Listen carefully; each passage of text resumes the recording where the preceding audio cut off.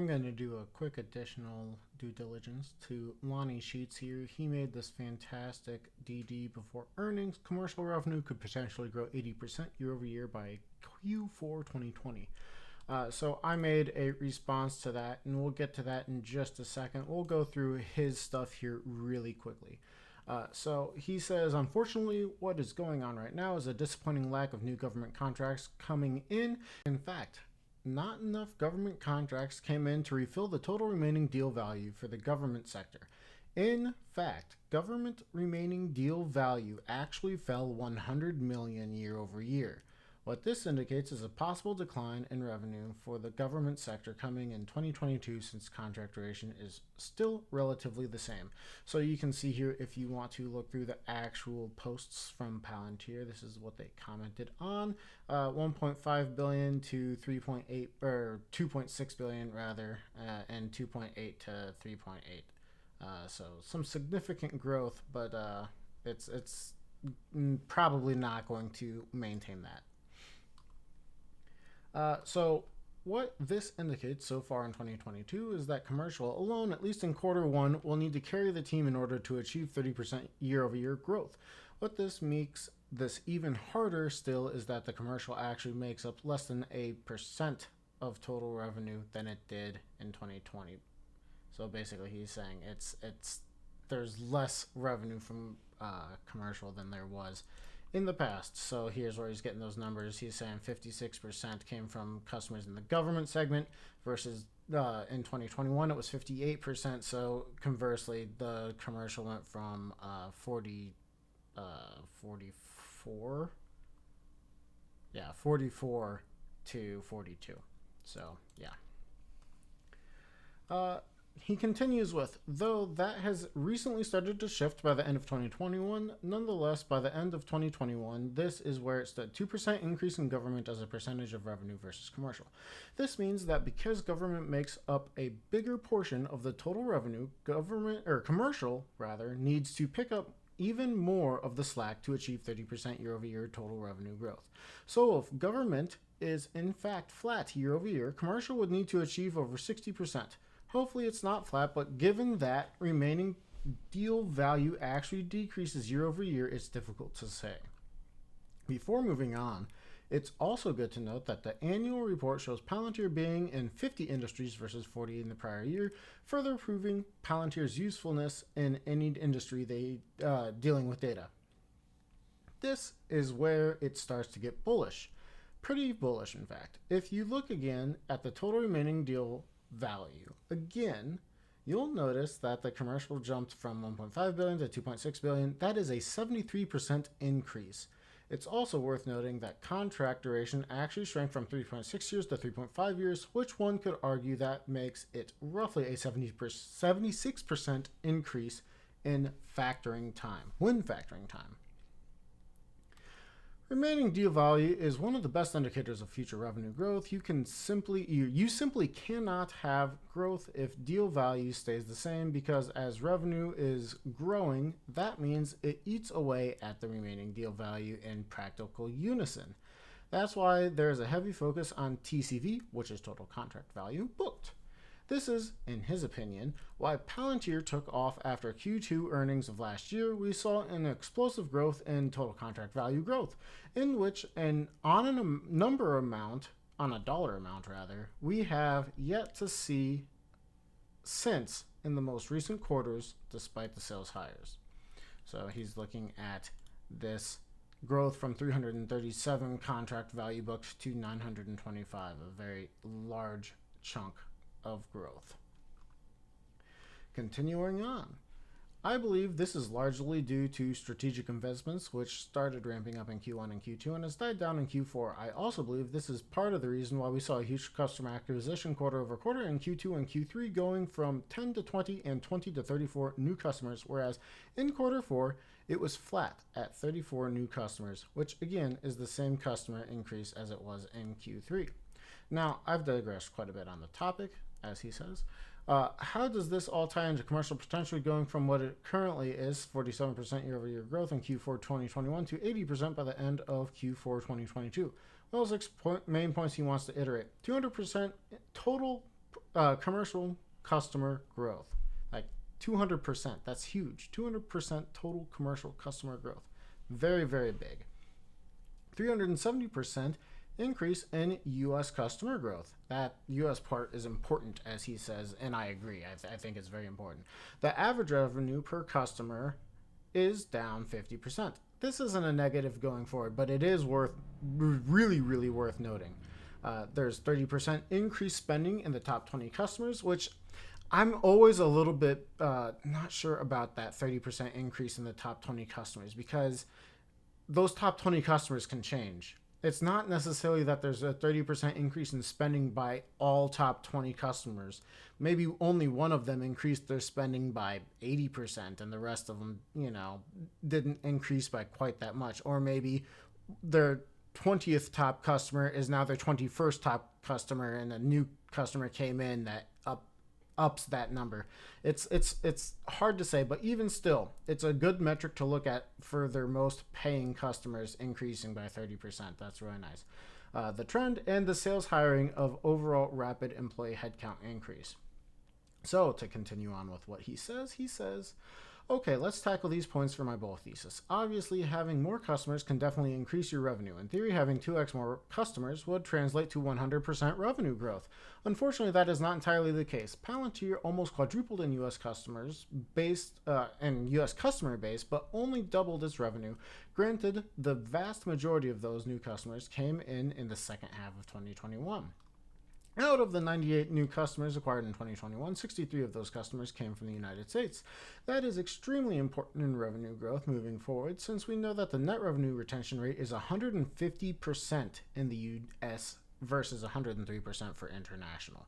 For those who are unfamiliar with the net revenue retention, it is basically how much revenue growth you can expect to extrapolate from your current customer basis without having to add additional customers. Meaning, in the US, you could expect 50% revenue growth without adding a single customer versus the 3% internationally. Going into the third and fourth point, in Q4, the average revenue from each commercial customer declined substantially, growing from $2.6 million per customer to $1.3 million per customer. So looking at what he's looking at here, he's saying there's 743 million here and 397 in 2019. Then it's 1.09 billion and 482 million. So he's looking at these numbers, taking how many customers there were and dividing them. And basically it gets cut in half. So he looked at 194 for 149 and 132 versus 49. So 194 divided by 149 versus 132 divided by 49. I think that's what he did. I'm pretty sure that has to be what he did.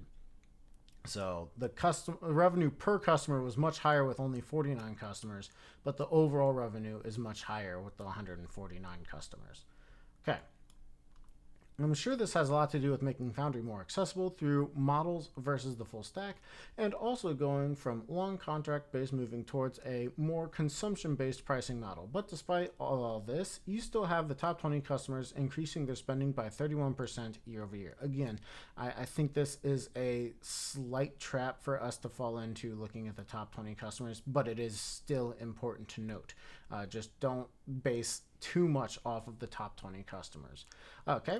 Continuing on, what I believe this means is that the ceiling for spending on all these new customers is much higher because Foundry isn't getting cheaper. You can now simply purchase pieces of it instead and expand as your business expands. I'm not entirely sure on this whole point yet. The reason I'm not sure on it is because modularity is something Karp has been talking about.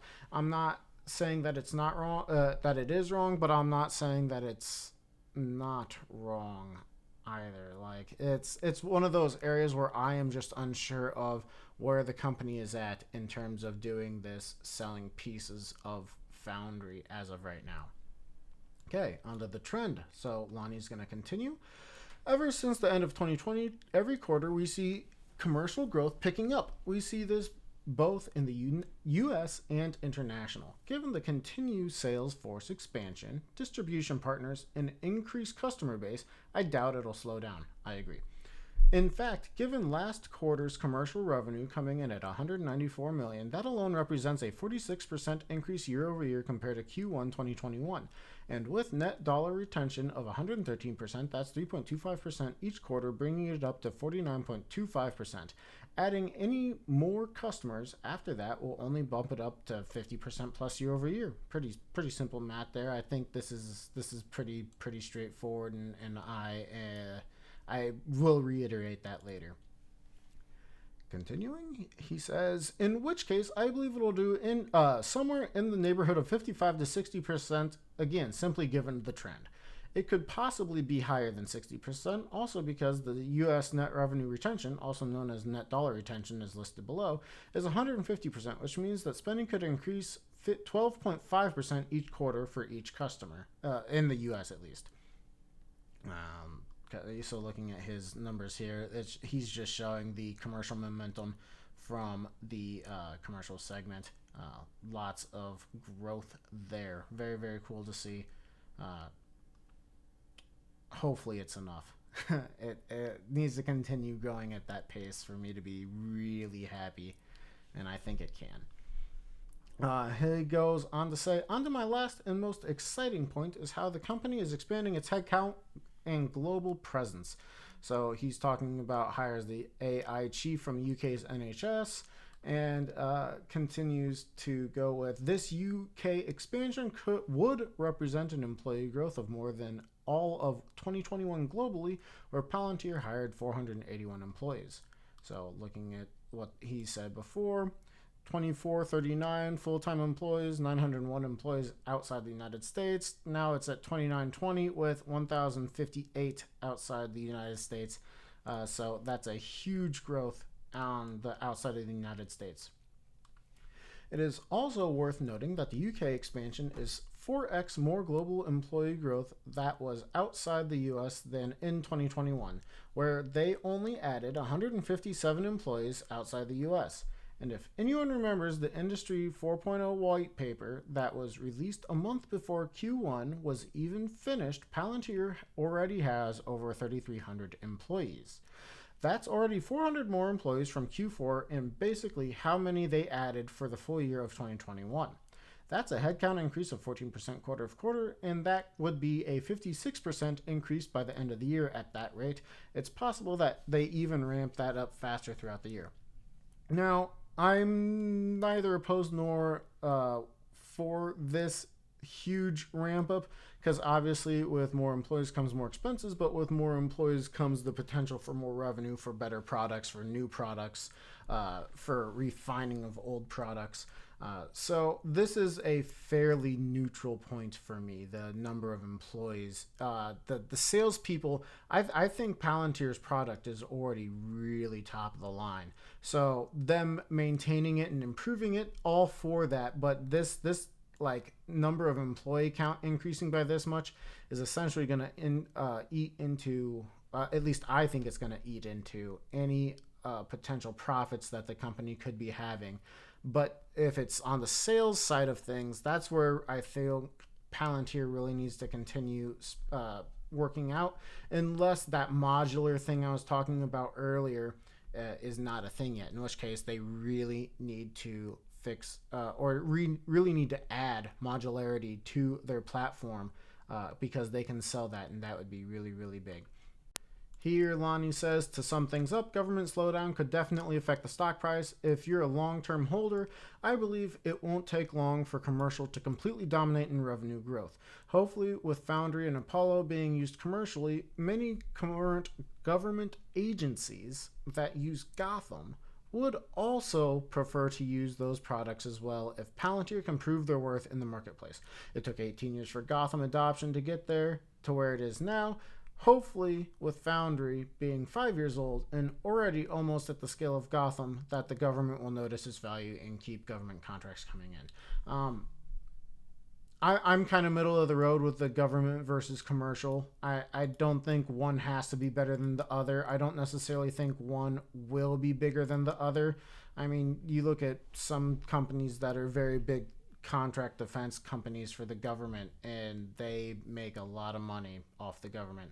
So it's hard to say. It's hard to say exactly where that all will be. But moving on to what I had to say about this coming quarter. Here's my additional DD to Lonnie Sheets. DD before earnings. So I basically just say this is him getting me to reply because I've been kind of going over numbers for a while and never really ended up typing anything out. But here I will give you my thoughts and just read through it. My premise going into this quarter is pretty much exactly the same. Commercial needs to carry. I don't think that government has held a strong quarter, and Lonnie explains it pretty well. There's things to note. I've been wrong a lot. If you watch any of my past videos or read through any of my past DDs, you'll see that I have not been very correct on a lot of the things that I've thought, going by prior numbers and thinking about future numbers as well. So take that into full consideration as we are going into this. I personally don't believe that this was a good quarter for government contracts. We saw a very scarce amount disclosed from the United States government, which coincided with the lockup of the government spending due to the spending bill. Some people, many people potentially, may think that the conflicts in Europe, particularly Ukraine and Russia, may be a catalyst, but I'm not so hopeful. This past earnings call, Karp did not sound particularly enthused on the government sector. This was, of course, before Ukraine attacked, but it still gave me no cause for alarm on the government sector, but I also didn't see anything potentially as a catalyst. So I don't think what is happening now is going to catapult them into the future. So looking at the numbers, which is what I really like to do, we're going to come back to this here in a little bit, but just to look at it, I have the numbers for quarter 1, 2, and 3. And for both government and commercial, and I double checked that it matches up with what they reported. The last one was a little bit tougher because they did not actually report this particulars for commercial and government as far as I'm aware.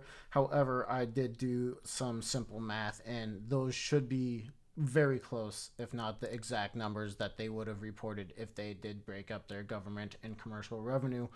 Some quick notes: they did 8% quarter over quarter in the commercial, and then almost 21% almost quarter over quarter, and then almost 11.5% again quarter over quarter. So we're gonna get into that here really quick. So double check those numbers because I didn't remember a decline in the government numbers. And so I looked at quarter 2 and quarter 3 again, and this could be incorrect. I don't like giving incorrect information, but based on this, the total government revenue for 2021 quarter 2 was 232. And then coming down just one, we see 218 for quarter 3 2021. So I don't know what to say. 232 to 218. Which is what I put down, and it gives all the numbers to be correct still based off of what they've given us. Maybe that was just oversight by me for not paying attention in that time.